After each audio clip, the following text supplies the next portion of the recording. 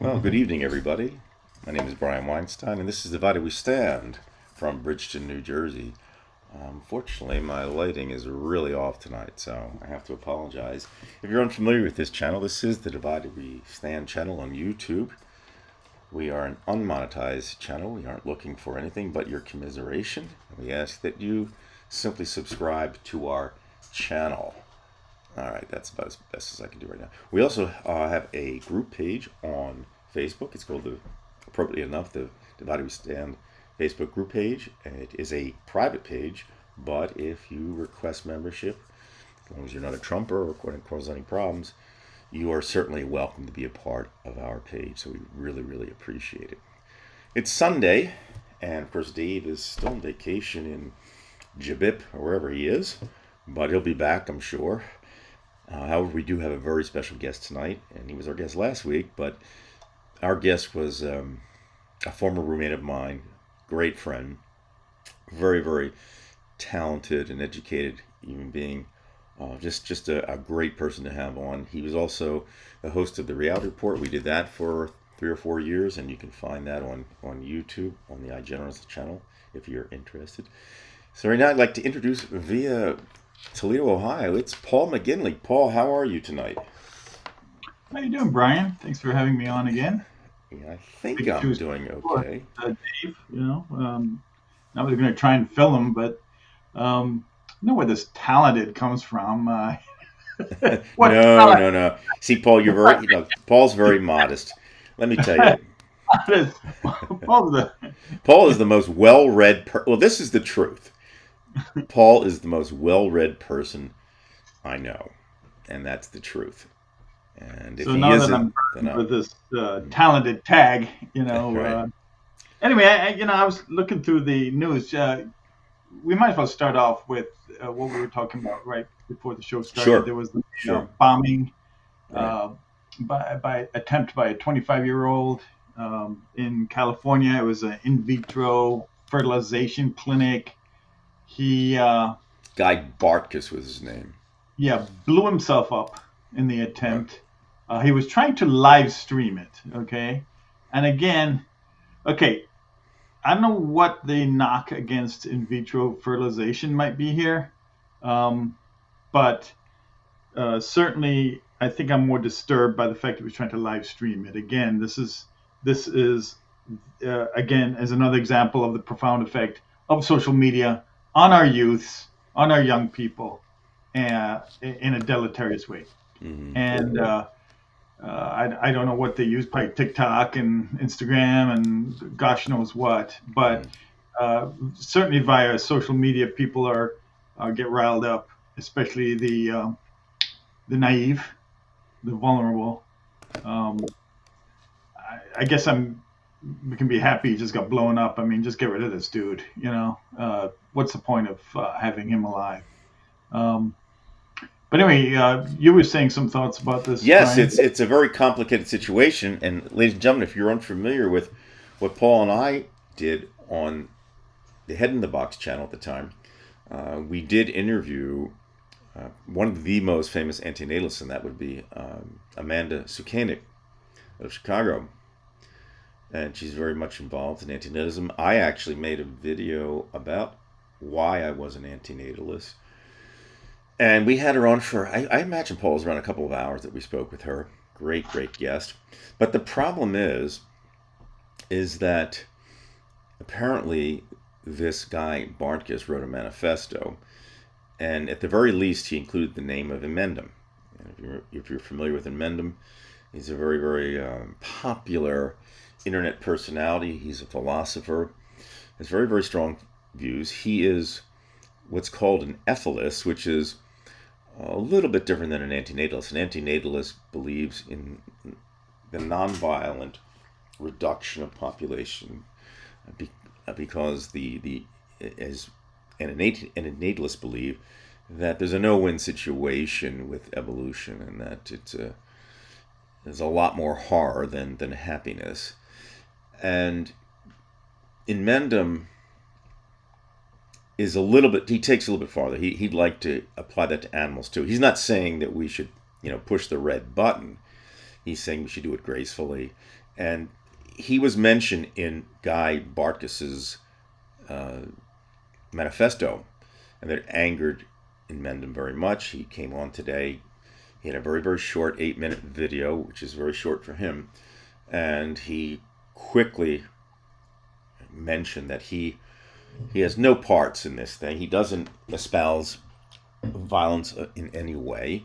He does believe in ethylism. That's life backwards, for those of you who want to think it through there. And though he does have a kinship with antinatalists, and antinatalists have a kinship with him, he doesn't want to see any violence. It's not kind of his thing. So unfortunately, this guy, no pun intended, threw his name out there. And the problem isn't so much the name now, because he didn't really do anything. He said he had no contact with him whatsoever, but he was thrown in there. And we have a political milieu in which we don't really know what the FBI is like right now under Trump. And anybody could be pulled in. It could be like a Palmer raid. And I'm sure he's nervous as hell. And quite frankly, Paul, the very fact that he made a video today says a lot, because that means he's worried that they'll be on his ass. And of course, Paul, you and I both had a very, very popular video on antinatalism with Amanda. We hope that we won't have any issues. But you could understand anybody's concern. The guy made a mistake by, first of all, he shouldn't have done it. We don't endorse violence, political violence. We certainly didn't like January 6th, so we certainly weren't going to. And we've got a declining population anyway. Right, absolutely. We're naturally reaching a kind of ethylism anyway. I think that not only, as listening to what you were saying, not only does evolution lead to a dead end, Brian, but more appropriately, civilization leads to a dead end, and civilization cannot be divorced from humanity right now, because there's no way we're stepping back or we'll ever step down from this. And civilization is racing towards our extinction, and there's nothing we can do about it. I mean, these are all subjects for us, but no, there's great validity to that, and I think that our video with Amanda Sukalik, our interview, was fantastic. And if you could dig that up and put it in the comments section of I'll do that. I think that would be really good. It was one of our better videos, I think. Mm-hmm. And that's for, if the FBI wants to interview me, that's fine. I couldn't care less, really. I mean, in the end, Brian, we have to stand up for what we believe, right? I mean. Oh, right. There's no walking this back. And we could take the role of journalists, because that's the purpose we were serving there on that video. But of course, there's no reason to resort to violence on this. I mean, we've got a population crisis on our hands anyway. So I don't know. I was thinking about this. Just how far away might we be from civilization reaching its peak and peak damage, and I think that we've already probably achieved that.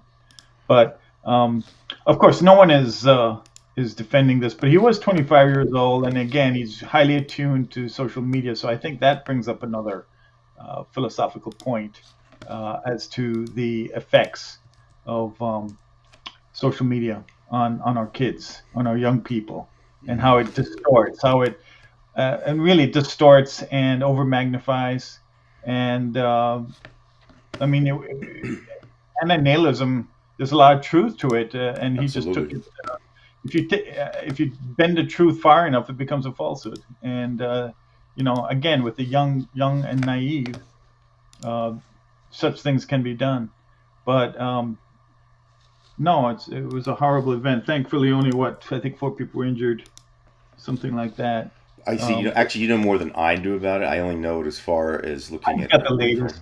I read a quick thing on it. I wanted to point out one other quick thing too. They've just discovered a blood test for identifying Alzheimer's.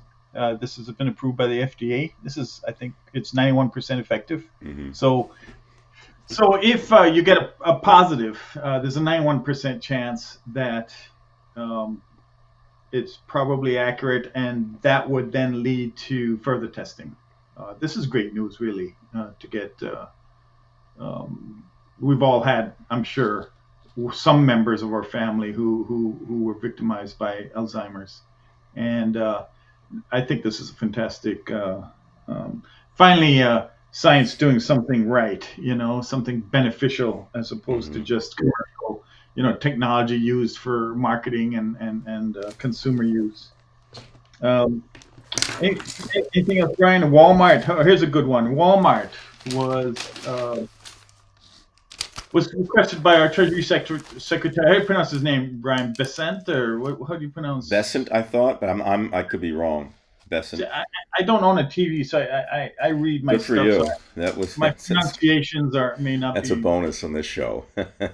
But Besant apparently did have what they call a prearranged discussion with a Walmart executive, and he urged them to try and swallow a good portion of the tariff increases. Now, Brian, my question to you is: hey, wait a minute, wasn't Trump?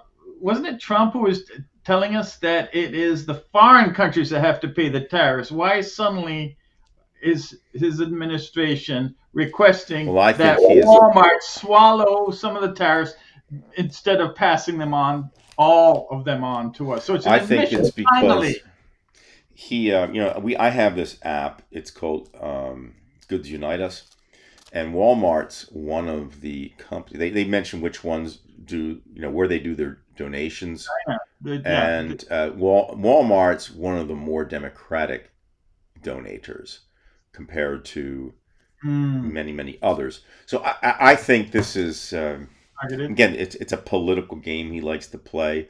I'm Mhm. actually surprised he wrote some condolences for Biden. Usually he says something really wicked, and, and the man's an ignoramus. But no, he's taking a shot at Walmart, and he's going after these big boys. And I think there's more than just saying, well, you guys, why didn't he say this about other companies? He could have just said it in general, Right. Well, because okay, so I get your point. Walmart is seen pretty much as a front for Chinese goods. I mean, they're known to rely heavily on Chinese imports, but the main point to me is that here we have the administration virtually admitting that it is a tax on the American people. Well, all along they were claiming that these tariffs were to be paid by foreign countries. which is interesting in itself, Paul, because you really ask yourself two questions. The first one is Trump that stupid that he doesn't understand what a tariff is? Or two, does he know and he is just trying to obfuscate the whole situation? And The and that Goebbels, is interesting. Goebbels approach, just Right. lie, and Just lie, lie. yeah. And the lie again, I mean, I'm just repeating what other people say, but the intent of Goebbels was to to not know the difference between a lie and the truth. And Lenny Bruce brought that up too. If there's never a truth, then there's never a lie, because you can't tell the difference. And people get so frustrated they just give up, and that means they isolate themselves from politics, which is a Russian type of situation. So they sit at home, they live their lives the way they want, but they let the big boys do their thing. Or lose confidence in government, and Right, right. therefore will support fascist type domination. The Russians, Paul. I mean, I was just speaking with one of my friends today from Russia, and she said that um, it is true, because I made a comment and she agreed that most people in Russia don't believe Putin, but they also don't believe that any other world leader is any less honest than he is. In fact, even more dishonest than Putin. So there you go. They you cannot trust in their minds. They want to make you not be able to trust anything. And then when you get into that, you're lost. And I think that's what's happening right now for the most part, is that you can't. I mean, you and I can tell the difference for the most part. What's, for example, we both know what a tariff is and we both know the effects of a tariff. That's simple enough. But the average person, I'm not saying to say we're above average, but I'm saying, we earn this knowledge. We did study this. We've lived it. But many people are just completely unaware, and they're so quick to jump on the bandwagon and change their minds just as long as Trump says something. And it's so depressing, Paul, because how do you get around that? I mean, their minds are like goo, and then you might say, oh well, then if that's the case, Brian, then why don't we manipulate their brains? Well, I think it's beyond that now, because I think that the psychosis is already there, and this is your determinism. This is all the events that have occurred in these people's lives, these Trumpers, and Paul, I don't see any way out of this thing. I mean, No, and remember, in the Trump playbook is to erode confidence in institutions. So it's like what he's doing with Social Security. First, you let go of the workforce to create greater inefficiency, and then by doing that, you're eroding confidence in the institution itself, and uh, and that creates just the right environment for someone like him who has no real ideology, who can just develop this cult of personality and control by that method. So, yeah, it's always been the conservative side, don't you think, Brian, to create a lack of confidence in institutions? I mean, that's their playbook, and Trump does that religiously. I mean, he's refined that process. right? They believe that he is one of them, which is ironic because that's the last thing he is. But you're right. I mean, it destroys confidence. There is no confidence. And even if Trump's a liar, just like with the Russians with Putin, because they're no better, in fact, they're probably worse, which is hard to believe, they will stand by this guy. So, in the meantime, as we say, we have to deal with it. And as the years go by, some of us pass. And, Paul, I was thinking today, I don't know, this is a little bit peculiar because, you sent me a clip of Buster Keaton. And I know that although you don't watch a lot of TV, you do have an appreciation for American film. Yeah, well, I Yeah. deeply admire his work. Right, and you do it. You've even said yourself that one of the great art forms, two of the great art forms coming out of the United States would be jazz music and Hollywood. Right, because like the Russians just try to copy it. They try to make up for it with sex and violence, which we of course have a lot of too. And I don't really watch movies these days anyway. But in movies, Paul, I'm wondering if you would agree with me. You get this idea that within two hours you're going to solve whatever problem there is, or there'll be an ending to whatever happened for most films. And that's the same thing for hour-long TV shows, the dramas. There's always a solution, and we've all grown up with that. We grow up with sports where there's a game and a time limit, and at some point there's going to be an end of a game, and we want that so badly. And people like you, people like myself, we see this terrible, terrible situation, and you anticipate that somehow, just like films, that it's going to take care of itself, just like a film. By the end of the movie, Errol Flynn's going to somehow come through and do what he has to do, or the good guy's going to win and get the good girl or whatever. But that's not life. That's Hollywood, and this is what really, really bothers me. And if I had a problem with, like a mental problem with depression or something like that, I'd be a goner. I don't know how I deal with this.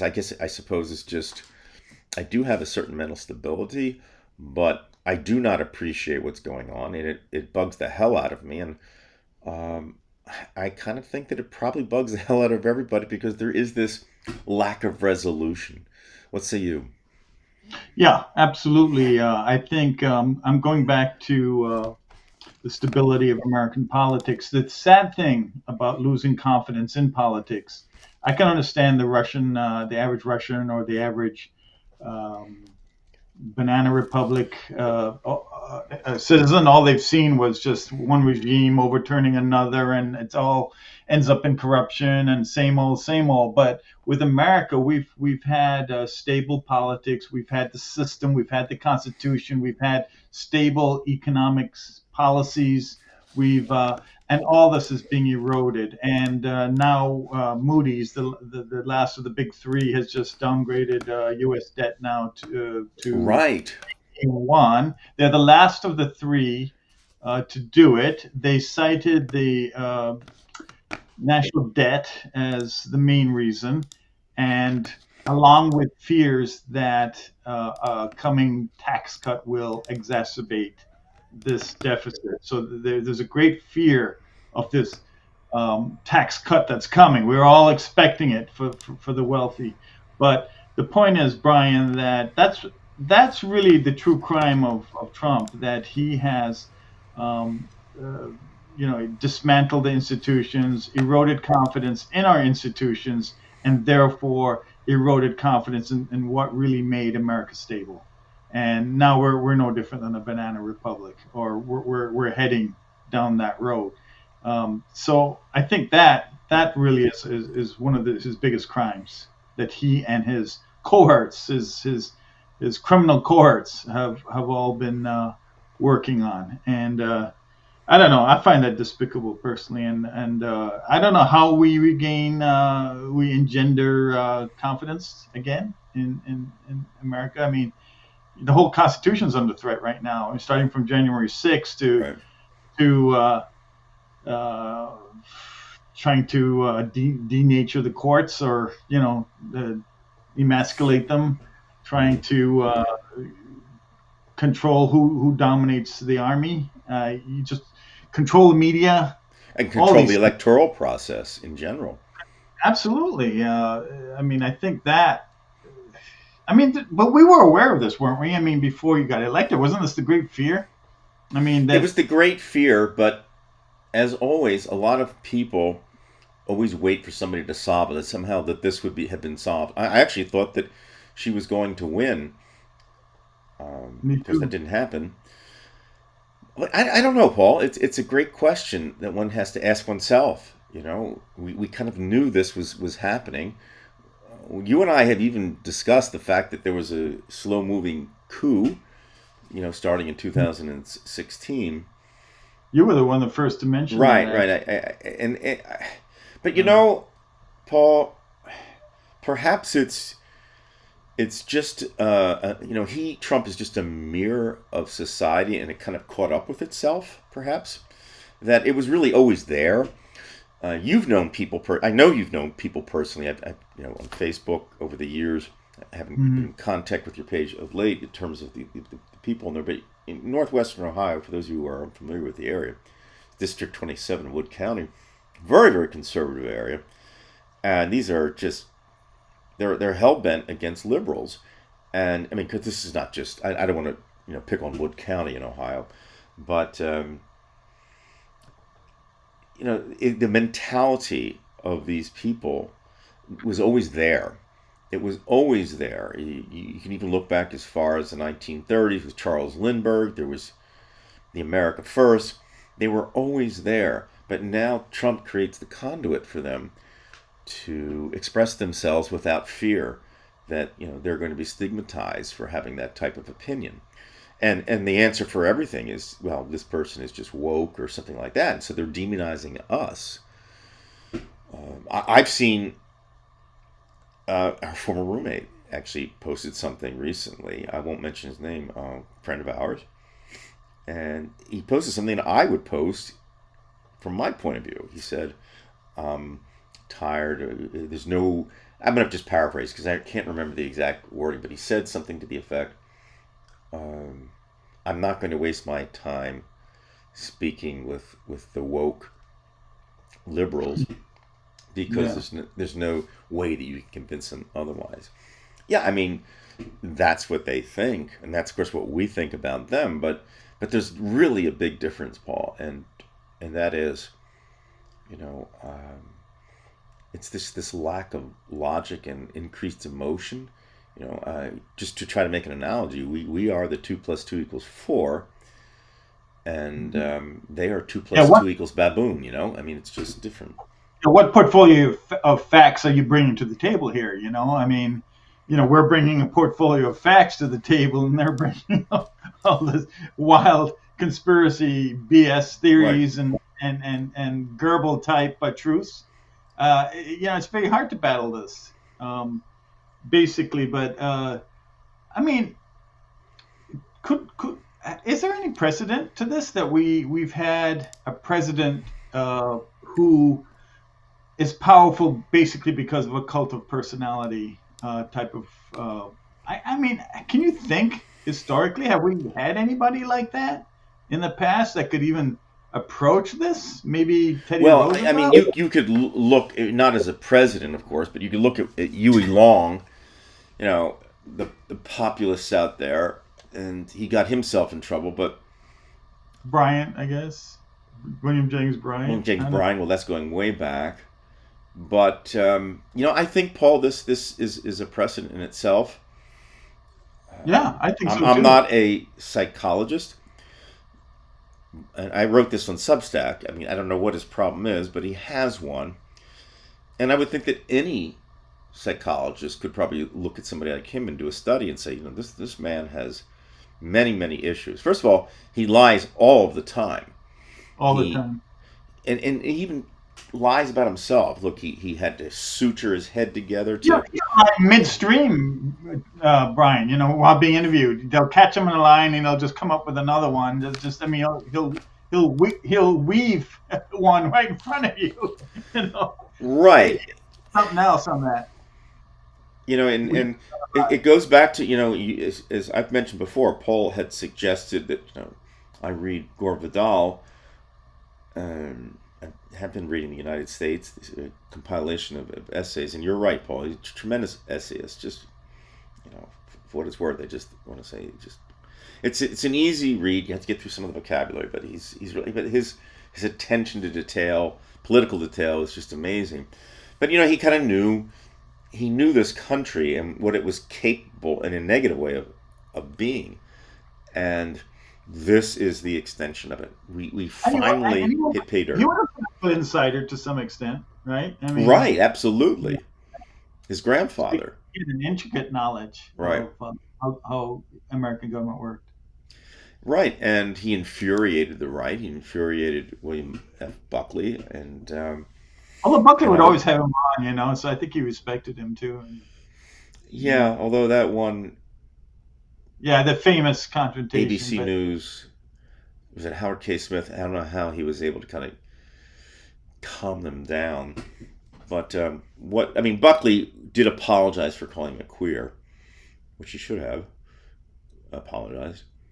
Buckley actually had principles, He's the one conservative I can stand, Well, I don't know, because I think that Gore Vidal was actually right when he got in the argument. He was talking about his Buckley was talking about his service in the army or something, and he said, "You were not there. You did not do this." And he was very factual. And of course, Gore Vidal did serve. He's had, and by the way, his father was a tremendous athlete. He was like an Olympic athlete. Didn't know that. So. Quite a family. I mean, that's in itself. And his name was Eugene, but he said he wanted to use Gore and keep it in the family because it might help him as a writer. And it did. And he comes across really well in the TV screen, as well as he does in writing. Vidal. Right. He's as articulate verbally as. A lot like Hitchens, but Hitchens really was a class of his own. Right. There's nothing like Hitchens out there. In fact, I keep telling Ronnie that this is the guy we needed. I mean, he was perfect because Fox News would quake because when they had him on with Big Head, whatever his name is, who's Big Head? Yeah, like his head takes the entire fucking screen. Big Head. Okay. And I'm not into talking about people's physical appearances, I purposely try to avoid that. I'm not that type of person. But Hannity. Okay, so I take that back about the big head. But what they do on Fox is they have this. He wants a super close up of his head. So if you can imagine a rectangular screen, and he occupies around 87 to 90% of the screen, whereas in you watch any other news programs, it's the face is set back a bit. And I always wonder why. Is it egoism? I don't know. But anyway, getting back to the real point is that he had Hitchens on, and Hitchens destroyed him. And so, the only thing that was left for Hannity to do was start screaming, getting louder, and going that direction. And I know you are, but what am I? I would give Gore Vidal the edge in writing. Okay, I think Right. Hitchens' writings are pretty good, but they're nothing like it's nothing like he's better on air. But Vidal is a much better, more effective in writing in the written word than. It's funny because Buckley did nail him about his Myra Breckinridge movies, as he called it, pornography. Yeah, well, I think wasn't that his first novel or something? I mean, Something like that, yeah. That's a work of youth, when you. Well, I think it was also the subject itself about homosexuality and that kind of thing. Well, yeah, you tend to be more open when you're younger, and Right. on these more extreme and so on. By the way, there was another thing where Senator Murphy of Connecticut is claiming that, in retrospect, the Democrats should have forced Biden to step down earlier. Felt that would have made. Well, do you think that Biden knew of this, or is this something you think when it comes out? Because we have no way of knowing. It's not so much Biden knew; it's the signs he was showing, months prior. But I don't think that was the real problem. Do you? I think it was just Kamala's inability to extricate herself from being connected to Biden and his policies, where she had to, like, say, in terms of immigration policy or inflation policies. She just was really in a straitjacket. And she was a woman, and she was black. Yeah, I mean, there were all other issues too, but I think that unfortunately, you had a racist society. Brian, I mean, do you think it would make any difference if Biden had stepped down earlier, or if they had forced him to step down earlier, or that it would have made any? Now, you're not going to like this, Paul. You're not going to like my answer. But I'm at the point now that they've gotten to me, in that I really do believe that the Russians and the Republican Party in general, throughout the 50 United States, were actively involved in suppressing the vote, especially in Georgia. It's going to get worse. It is going to get worse. And this is, by the way, again, I'll probably be mentioning this. I'm going to be talking with Sandy on Tuesday on the Environmental Coffee House. But that's one of the things, if you look at Putin, what he did, and I can only say, because it's the only thing I really know. I know Russian politics like I do American politics to some degree. But in the 90s, we had this democratic movement. It wasn't successful. But the first thing that Putin did, he wanted to stop any type of democratic movement. I mean, you've mentioned yourself that, Russia was really close when you had the revolution in February under Kerensky. There was some hope that there would be a democracy, and everybody was vying for power. There was too much of a vacuum. Yeah. Right. And then by the October Revolution, that was it. And since then, I mean, that's why we haven't seen any change since the 1200s. Essentially, in Russia, we've seen basically a Genghis Khan mentality, where the ruler has to have control, and there has to be safety. They'll take that, and I think that, and it goes again into. I've mentioned this a few times on Divided We Stand with Eric Fromm, the great psychologist. There's this idea of, some people like freedom from, and some people like freedom to. So they have a different idea of what freedom is. So for you and I, we are the freedom to be able to say this, to be able to do that. And the freedom from people say, I don't want to have to deal with people telling me this, and I have to do this. I want to go to my church, and whatever it is, they don't want to be around us. What their freedom is, freedom from the liberals.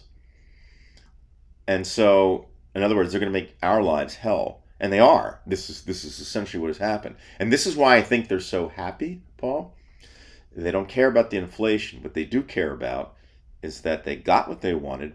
They're frustrating the hell out of us, just as they were frustrated when Barack Obama was president.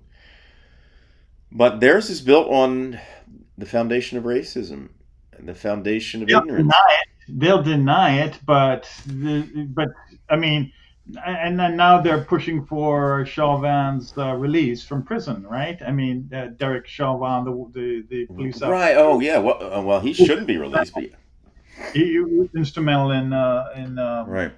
the Floyd death. But I mean, but this is only going to incite. I mean, I don't know the case. Do you feel he should be released, Brian? I mean, No, not at all. no. Because the way he had his knee on that man's Right, neck, and he wouldn't let it I don't go. care what the hell was happening. Right, right. He could not breathe. You And no matter have to what keep that man alive. Floyd is on, it's There is really no excuse. That irrelevant. was I don't even know if it was even racism as much as it was a complete disregard for humanity. You know what I mean? I mean, you can be angry at people for any type of behavior that somebody does, but you don't go out and you put your knee on somebody's neck. Um, So, what do you think would happen to Minneapolis once this happens? I mean, how many blows can Americans take? This is again just another blow on our civil liberties. Another one. I mean, that's the racism of that party. That's the right. racism of the Trump administration. They'll deny it, but it's open to me. It's very much open. We have a comment here from Global, Paul. Harris didn't mention the working class issues, but again, Global, and I'll let Paul comment on this. I don't doubt that. You're right. I mean, they didn't really talk about the working class issues, but they did say that she said that she was going to lower taxes on the middle class and raise it on the upper class, and that to me is a working class issue, and I think she did address that. Again, this is just me, Global. But in my opinion, it wouldn't have mattered what she said. She could have said everything about the working class, and maybe I'm going too far, but the very fact that she was black and that she was a woman, a strong woman, that was it. That was it. The people are just that callous and crass. That's, in my opinion, what happened. Paul, do you have any commentary on that? Oh, I think a huge effect, Brian.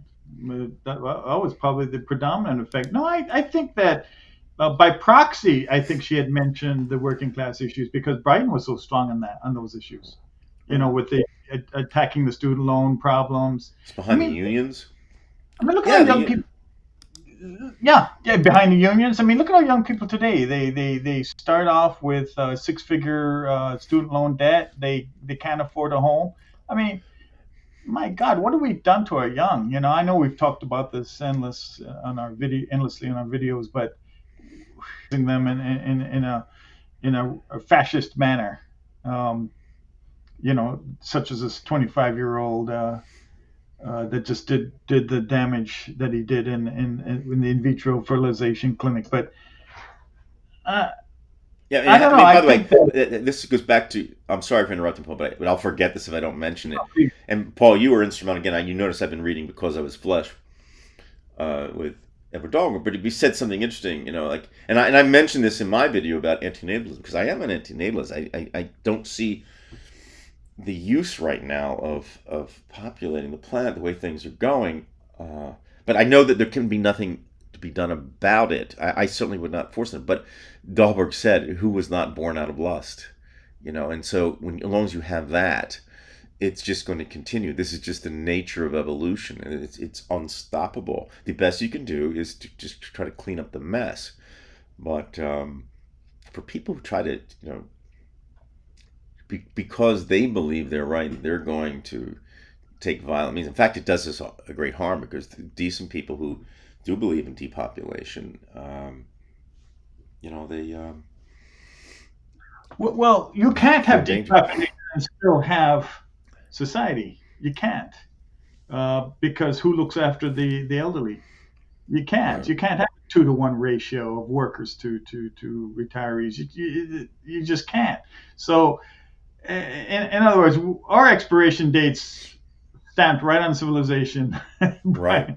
Civilization's got an expiration date, and that in itself is the strongest argument. And people cannot accept it. I think part of that is the tragedy of religion, because there is this great escape for them. And again, I don't want to offend anybody, but it is kind of a manipulative ploy, because it doesn't want to accept the fact of what is happening in evolution. I mean, 99.99% of anything that has lived has already died. I mean, it can't sustain itself. Just like all of us, as you say, Paul, we have our personal expiration dates. And as a species, we do now. There's no question about it.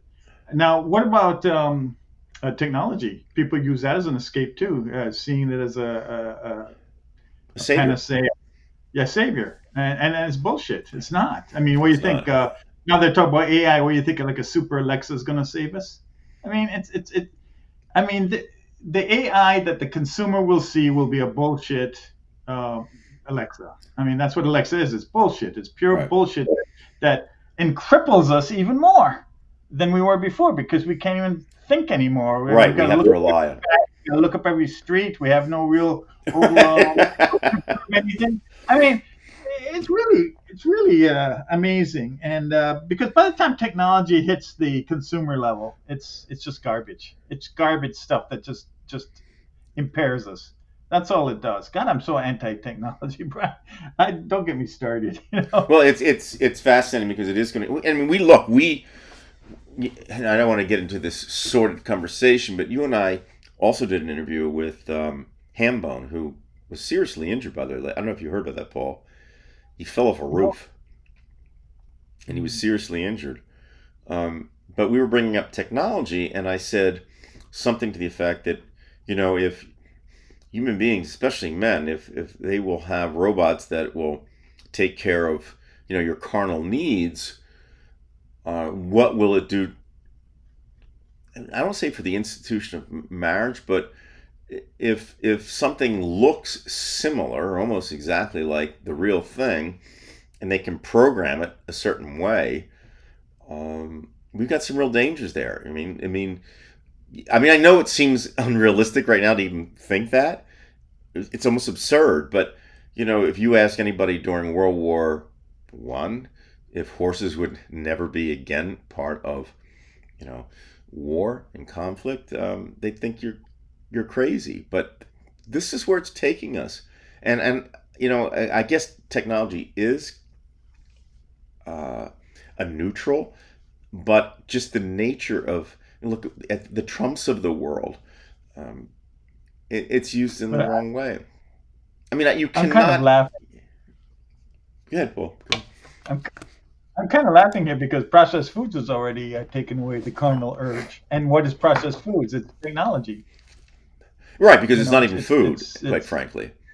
I mean, because it's not enough food to feed, to fit into our economic system where you have a busy life and so on. So processed foods have already made us impotent.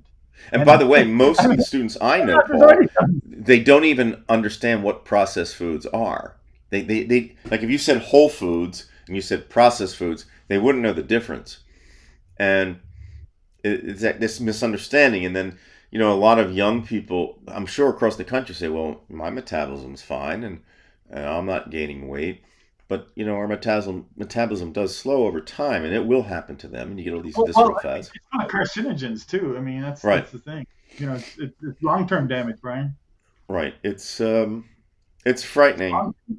It's frightening, and we're polluting ourselves. And, in fact, there was something interesting. We're talking about the plastics, and they're finding out that minute plastics, they did a study of, I don't know, around 100, it's not a big study, but they did do a study of adults and adult males, and then over 58% of the people within the study had plastic in their testicles. Yeah. So this thing is getting very, very serious. That's technology, Brian. Plastics. Again, technology has been killing us for certainly since the Industrial Revolution. By the way, Global, those are fantastic quotes. I have been reading them about Gore Vidal. Those are great quotes. Just shows you his wit and his brilliance. Yeah. Oh, But isn't that Brian, great one right there? I posted up uh, here. It's not enough yeah, merely to win; others must lose. everything's got to be a zero-sum game with Americans, But the thing is, Brian, that it's microplastics, it's the processed foods, it's um, and who suffers most? The poor, because they can't Right, afford right. healthier alternatives, And no, it's okay. So let's link science with this kind of technology with civilization. Civilization is killing us. We've gone too far. And it won't stop. Right. This is the truth of what Albee and Edward Albee and Guy McPherson were saying, Right. and it's absolutely true. We may be off on the timelines or whatever because we can't possibly know that, but there's no doubt about it. Technology and civilization is the end of us. There's no doubt about it. Parades could be replaced with robots. Right, and then what happens when workers are replaced with robots? I mean, look, the continuum doesn't look good, and in that sense, Guy McPherson was right. I think Guy was always cognizant of the other things that had a deleterious effect on us, not just climate change, and I think that's why Guy kind of switched into this world of being more of a philosopher than a scientist. And he said, he said, I tried, basically, I'm paraphrasing him, but he basically said, I tried to live off the grid. I tried to do this. I tried to do that. I see where this is going. I don't know the date, but it's going to happen.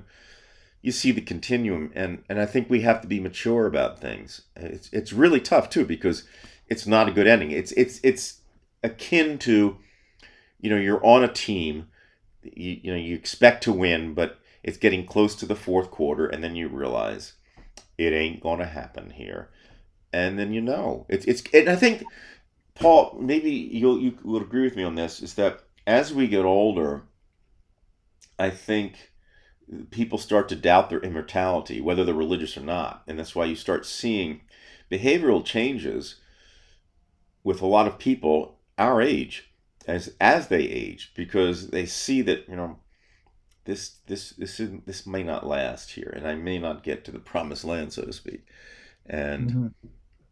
and it changes your outlook on things, and I think at some point, this is why you get people. I mean, you've seen it yourself because you were a nurse and you saw it in the psychiatric wards and the hospitals. When people are close to death, there is a point when they just say, "The hell with it," This is Mm-hmm. not, Well, and this last quote by Global about we are U.S. United States of amnesia. We learn nothing because we remember nothing. That's a Gore Vidal quote. And again, you're not going to remember anything when you're dependent on Alexa and Google well, he Maps. And said the CRT tube, the TV, how are you going to remember anything when you're just reliant? You've got this god of useless information there at your fingertips, right, unconnected, disconnected information that you're not seeing the connections between it. You can't synthesize it. You don't have a fundamental bank of knowledge to realize where it fits, to understand the proportion of this information. And that's why you get these crazies that start killing people in clinics and so on with bombs. Again, because they don't have that. I mean, this is the product of growing up in our social media age. Or I don't know. They always say the old people are crusty and negative and so on. I suppose this has been going on for generations, but because we've got a longer history that we can choose from, that we saw the changes. I mean, if you grew up in a Mad Max world, then Mad Max world doesn't seem cruel or necessarily cruel or anything. It's the only thing you know. But when right. you had experienced things before the Mad Max world, then you can see it for what it is, and that's the big advantage of having a long perspective. And that's what's sad about things. Our this new generation knows nothing but the internet, and I mean, I lived 40 years of my life without the internet, and I was Right. doing just fine. And sure, it's a tool, and it's a great tool, but to the people who grew up with it, it's not a tool. It's everything. It's their everything. It's their brain. It's the way they process and misunderstand and disproportionalize information, and distort information. That's I don't know. I hate it. I really can't stand it. Well, you're one of the lucky ones, Paul, because for those who don't know, Paul was a world traveler, and you lived in Thailand for around 15 years, and you've been to Vietnam. You lived quite a long time in Southeast Asia. And of course, that was without the internet then too. Caribbean, yeah, all around. Yeah, I mean, I grew up in a rural island, Right, you Abaco know, Island, right? but I'm a child of civilization. I mean, Brian, I mean, my skills are all civilization based. I'm not great in the outdoors. I'm not a What happened? bricklayer. You don't have your bow and arrow anymore? Right, right. If we went back to Mad Max world, I don't think my skills would apply very well No, at all. no. We just I mean, say what fuck it, skills do we have, get you out and of I? I here. mean, basically, it's at least you got AV skills, audio visual, you could use. But but the point is, our skills primarily are philosophical and political and social, understanding. And what use was that going to be some kind of atavistic, primitive lifestyle? So Right. I'm hooked on civilization. I could survive in no other environment. Unfortunately, I'm hooked. I can't get away from it, and civilization is not going to stop. We're going to go full bore right to the end, Brian. Yes, Full we bore, are. full speed. And Right, that brings up a question that I have for you, Paul, because I've asked this myself every day. I ask myself this. If you can, I know, you lived in the Caribbean islands. Uh, I guess the Caribbean islands or the Bahamian islands or whatever. But oh, yeah. But because you often, not often, but you've shown pictures of when you were a child. That mindset you had, every young kid, if they lucky enough to grow up with decent parents and in a Hmm. decent environment, the world becomes this magical thing. Just walking out into the woods or something. You see things that, Absolutely. Magical, yeah. and then you identify with the world as most people say it is. And then as time goes by, then you start having your doubts about things. And then, oh, it was like this. Oh, and that family member did that, and we didn't know about it. And this was this. And then it's kind of like that song, don't you want someone to love? It turns out that the truth were lies. Hmm. And everything that you believed in, you don't believe in anymore. I mean, God has, for me, has become the evil one. I mean, he just, Hmm. I mean, I don't even believe in the existence of course, but it's the idea that, where does a person, like, or where does an entity with powers, challenge somebody's devotion by saying, you're going to kill your first son, and then right before he does it, you say, "Well, I was only kidding. I just wanted to see it." Who does something that monstrous? And like, even if biblically speaking, I mean, God kills thousands, if not millions, of people, and the devil kills one. Like, Right. Right. who's the You will right kill your one? son, and then you go psych. Yeah, yeah. I mean, it's so absurd. But when you're little, they don't really tell you this. They don't really ask you to, like you said, to synthesize this. Let's look at this thing and try to break it apart and see what's going on here. And then you say, well, that's really absurd. And then you could at least say, okay, well, the whole Santa Claus thing is bullshit because we don't have a chimney. I asked that, and then you go along, and then you start doubting other things, and you realize it's a no-win situation. It's no wonder that people become nihilists, where Yeah. Yeah. I mean, because you just see it for what it is, and I think at some point, I mean, the way to get around, maybe it is the Russian thing where you just lay low, and you just survive because life is just life, and the purpose of life is just live. I mean, Well, there's well, Brian, if you look at the personal evolution of people, right? You start off with energy, unbridled energy, and you're just soaking in everything. You're a kid, and then you're a young adult. And if you're a male, of course, you've got that hormone, testosterone raging, and testosterone really one could argue has been the cause of so many wars and so many disagreements and aggressiveness and so on.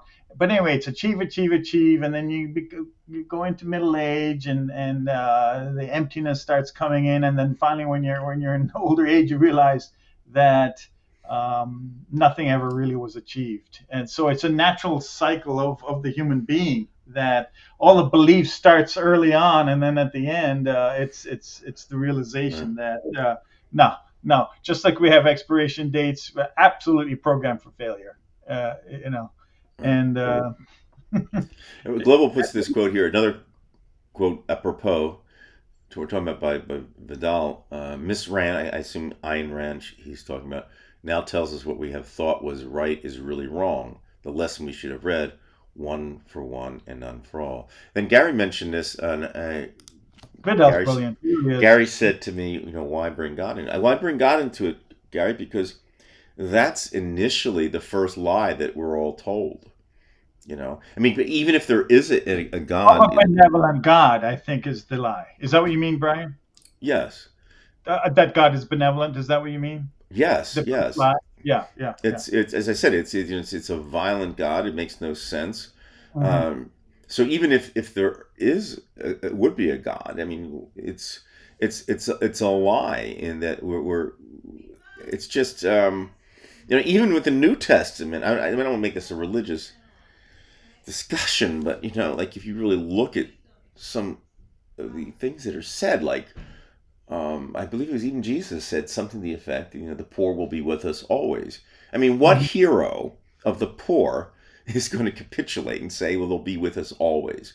No, you don't say something. You wouldn't hear Bernie Sanders saying that. Yeah. So already it smells of something that's just, I don't know, it's just not believable, and it's understandably not believable, because the farther you go back in time, the more ridiculous people get. It smells of propaganda, yeah. Right, and it's very manipulative.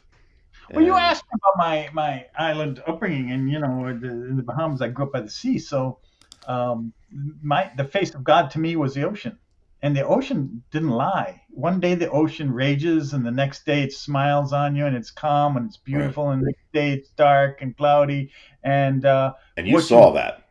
Yeah, what you see in that is God. It's a capricious one. It's a capricious God that really seems to have no real pattern to it. That is far from benevolent, and that is. That spoke greater truth than any of this religious propaganda that we hand down in church and so on. Because I did have to go to church for a while. I hated it. It robbed me of my Sundays, I thought. But and this beautiful island. And but anyway, the point is that no, I think that's one of the benefits I really appreciate as I got older, was just go up by the sea for a little bit and see what that was. No pun intended, to see things. Mm-hmm. As they are. Right. Yeah. I mean, because then you can draw your own conclusions. You cannot trust the ocean. You can't trust it. Right. For that matter, we can't trust the land, but the ocean even more so. Yeah. Right. I mean, look what's happening in Nebraska and so on, and Kentucky. I mean, with the tornadoes and so on, you can't even trust the land either. We think we have control over the environment, but we really don't. No, never do. We have no control whatsoever, and I mean, we can control certain things. We can, but even then, I mean, this gets too deep. But we can't even control ourselves in a certain sense, because the wiring that we have is going to determine our behavior long before we actually did. Well, not long before, but precisely before we even make the decision. You know what I mean? So even every word that I say here, I could not possibly, second by second, think of each word that I'm saying. It just pops through my subconscious. Just now I see Gary, I would add poor in understanding. You could add that. Gary's saying, are the poor still with us? Poor in material goods, poor in spirit. How about poor in understanding? I guess the poor are always with us. Right, but I say the point is that if you take that as an attitude, the poor will be with us always. You're accepting it. There's got to be some point where you say no more. You either bust through it or you don't. But still, it should not be said, if you are the hero of the poor, the downtrodden. Brian, I think the point was he was promoting the concept of charity. And therefore, the poor are always with us, and therefore, that's the basis for charity. Well, I just Which don't I like the think statement. I one of just the major tenets in Christianity, right, is charity. right, Maybe. I mean, I don't know. I'm not right. a. Well, no, you're absolutely right. I mean, it's a wonderful scheme of things, to do. Even if it was not religious, it's the way to go. You treat others as you want them to treat yourself. So, Mhm. yeah, that's fine. But it just smacks of cliches, that I don't think certain things you don't say if you are the hero of these people. You say something to the effect, they will not be. I like the idea of, the rich would be, for them to get into heaven would be more There's difficult a than passing the eye of the needle or something like that. yeah, That I yeah, get. But you see, you camel and have comments that go both ways, and in the Old Testament, it's just completely, it's so fucked up. So, look, just anything that's more than 60 years old, I don't think I would trust it. That includes myself. I just, you just look at how things have turned out, and I think that for most people, most people don't think that way. And I'm not patting myself on the back. It's, if anything, it's drudgery. It's not a fun philosophical concept to hold. But when you see this collapse of society, or you see, you know, things under the microscope a little bit better, then you see what's going on. But we're going You back to the illiteracy of way back, of long ago. We're going back to that. The American people probably have achieved a level of illiteracy unmatched since what, maybe 19th century pre mandatory schooling, mandatory government sponsored schooling. Maybe even farther than that. I mean, a level of our illiteracy, and compounded, obviously, by the destruction of our public schools system, support for public schools, compounded by these technological bullshit information sources like Google and Alexa and all this. Um, I don't know. Again, that's why Americans don't have a memory. We'll never have a memory when we can look up every fact. You'll never have a memory. Back right, then, you know who had the best memories pre print, when everything was told orally, Brian. right. These guys would memorize stories. They would memorize Songs, poems, songs. They would memorize information. So books, even books, which I love so much, has robbed us of our memories to a great extent. And now Alexa and Google and all this has robbed us even more. Where there's actually, if you don't suffer to learn a fact, you'll never remember it. You will right, never remember it. You've got to suffer. In other words, you think, oh gosh, what was that again? And you have to think. And you have to right, think for about 5 minutes. But then you got it. You suffered. But when you get right at your fingertips, you will still never remember that because you didn't suffer to remember it. It's like chess. If you're studying puzzles or something, if you look up the answer really quickly, you're never going to learn the concept. But if you suffer, you try and struggle to solve it, and then when you do see the answer, you're going to remember it because you suffered along the right. way. So it's the damage it does to the learning process, Brian. I fear. I don't know. This is becoming my big theme right now. Is just the damage of technology to civilization. But I don't know. Well, you were talking about propaganda with Goebbels and such. This has made propaganda an even greater force for evil in a certain sense. I mean, greater force for manipulation because it happens so quickly now. Then it took years, even for the Germans. It took a little bit of time to be able to get through it. Even with Putin, he had to get through. stopping the democratic movement of the 90s, and then eventually had to take over the courts. He had to take over, eventually the end was the media. He had basically had to off journalists, and I think at least 71 were murdered. And that, I guess, is, we talk about the three branches of government, but to me, there's like a fourth, and that is the free press.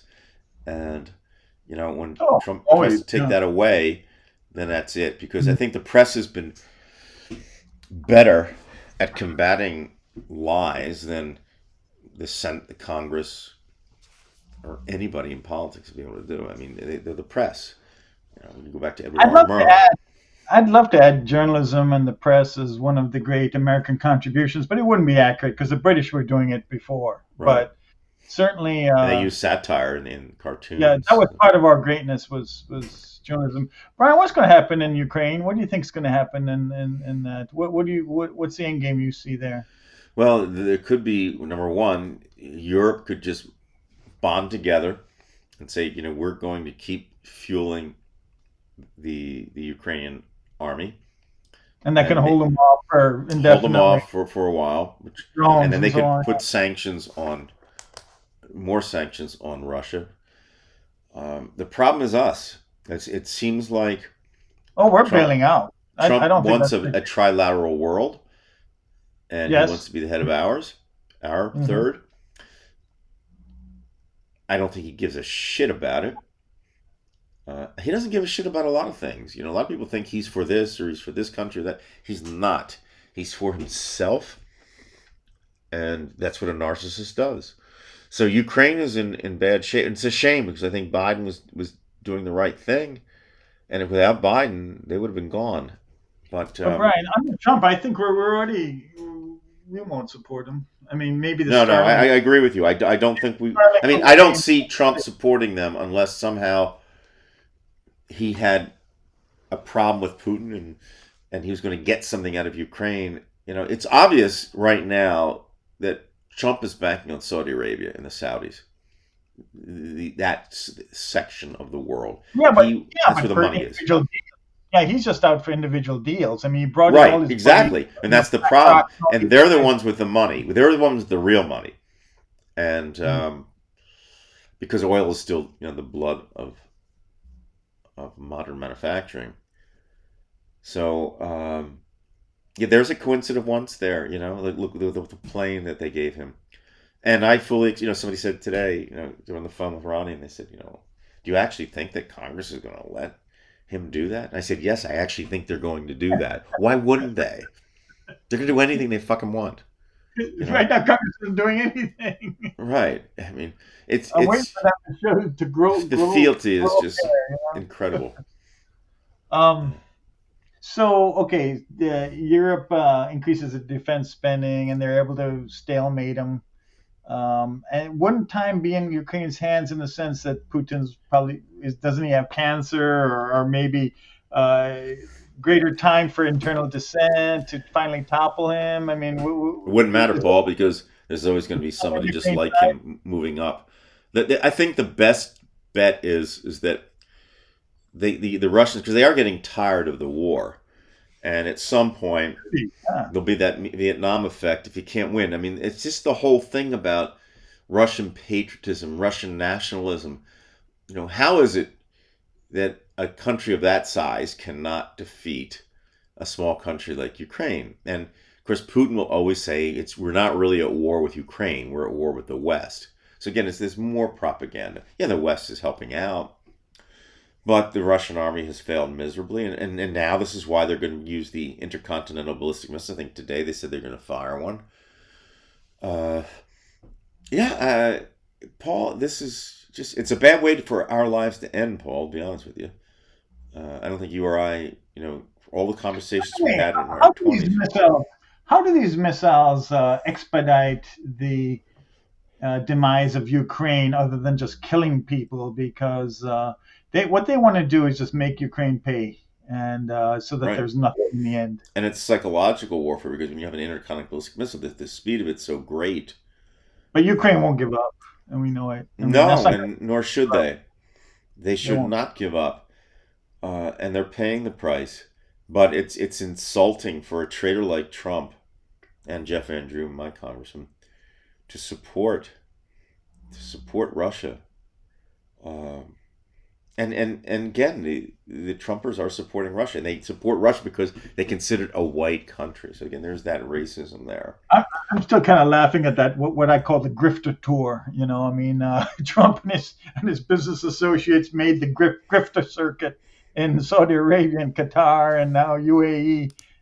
Just where they're all getting these individual gifts and contracts to his buddies, and just all one big graft. The And you're whole not going to thing. get any pushback from the Supreme Court. Even if you did, he's not going to pay attention to it because he'll No, then challenge him. He'll say, "Look, go ahead and say what you want." And by the way, nobody trusts the Supreme Court, but and I expect when push comes to shove, they will defend him.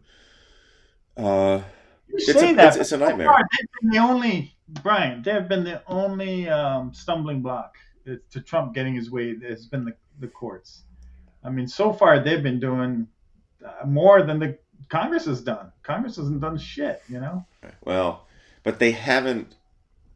Look, we know that he has not obeyed their rulings.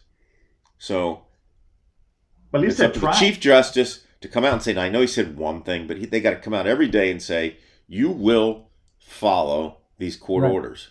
And right, that's that. right. But it won't I mean, I And, don't see and it. set up the showdown and set up the showdown, And which by the way, you notice that one of the Trumpers in his administration or his cabinet said that what they should do is they should let the violent immigrants that are caught be released near the homes of the justices who voted against him. that's stupid shit.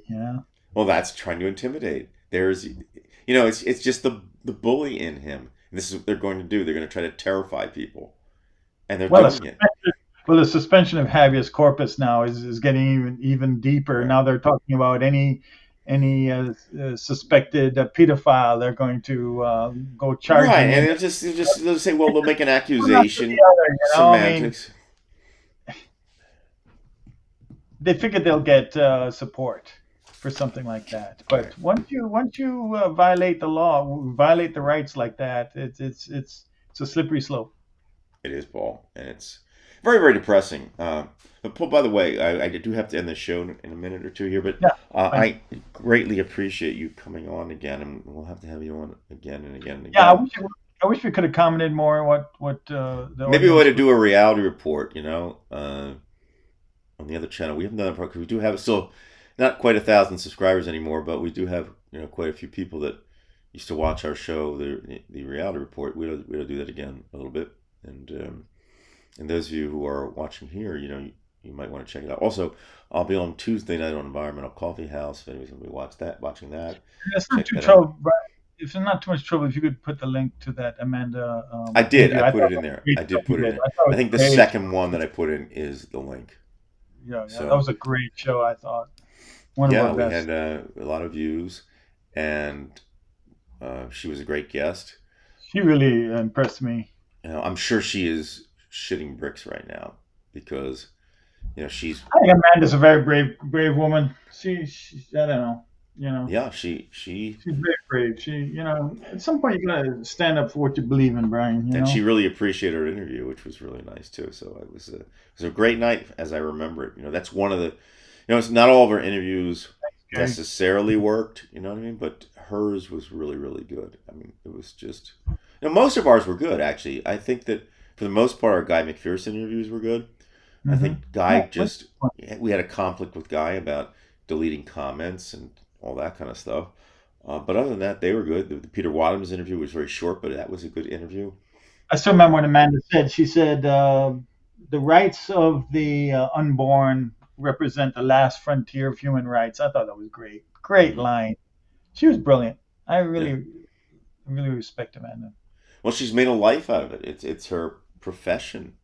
I mean, she truly Hmm. believes in it, and I do too, in a certain sense. I don't get caught up in it the way that she does. I don't see it as a political movement. It's just a philosophy, She's such a and philosopher.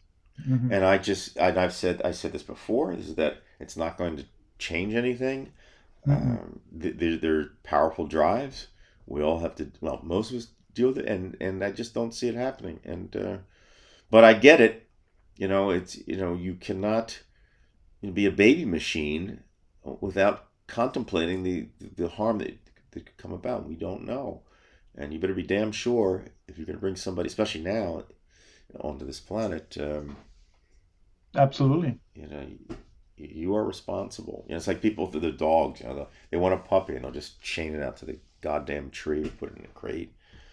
Well, That's not what this is about. Brian, that's why I guess I'll always take an animal, even if there's a good chance they'll outlive me, or the death of the animal is so painful. But the point is, Right. you're still rescuing something. Right. You're still, Tony doesn't do algebra, but it certainly it, yeah, is a decent being. It yeah. feels pain. It can give love in its fellow own way. sufferer, fellow sufferer under this rubric of competitiveness, which we call life, because life is just based on this whole rubric of competitiveness that we are friends, not only with certain animals, domesticated animals, but friends with each other only so long as we're not specifically competing with that person. That the competitive instinct has somehow been suspended, at least temporarily, under the guise of friendship or whatever. But the whole basis of life is a competitive one where life eats life, Right. right? That is the basis. That That's the is basis. the competitive. Well, that would be, Paul. I would extend that to the entire universe because for things to Absolutely. exist, you have to have base. You have to be a tube if you're Mhm. living, like a moving thing. Consuming tube. Consume and then you digest it and then it comes out. It's excreted. So you have to live. Everything you do is going to rob somebody or something, and it's not a great system. Some people say, "Well, it's a cycle." Well, So how can you not support ephilism or something of the kind when you philosophically, how could you not support it? Right? yeah, when you see that the basic impulse behind living is a competitive one? Competitive one. Yeah, A lot of compete death and against destruction. other humans, compete against other species, uh, even compete against your own family. If you're down to the last apple, you don't know. Right. You don't know. Um, it's what a cruel Yeah, system. and we But have to. I think we have to be mature enough to look at it, and most people can't because it's like having when people they eat a steak, and I've had plenty of meat in my life, and I'm a vegetarian now, but essentially we're no better than the hunters because we have a paid assassin doing the work for us. We don't have to see the slaughterhouse. But if you had to be in the slaughterhouse, and you do a thought experiment, you say, well, what would happen if something smarter than us was around, and then we were put in that position. We were put in cages and put in the back of a truck because we couldn't do algebra 17, or something like that. well, It's poverty is our slaughterhouse for humans. Yes, that's true.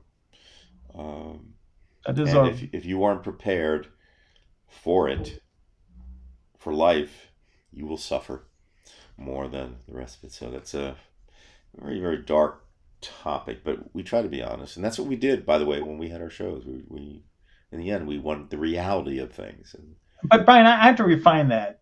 Poverty in a capitalist system or an American type of economic system, because poverty where everybody's poor, that's not necessarily a slaughterhouse. It's where you lack when everybody else has right, plenty. It's that's the type of poverty I speak of, right.